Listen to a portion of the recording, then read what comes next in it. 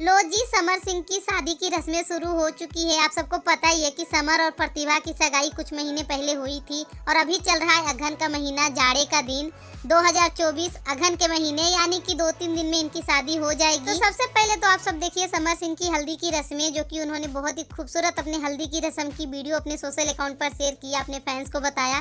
तो आप सब देखिए, वीडियो अच्छा लगा हो तो लाइक कर दीजिएगा, शेयर कर दीजिएगा और फुल एंजॉय कीजिए वीडियो बिना वॉइस के।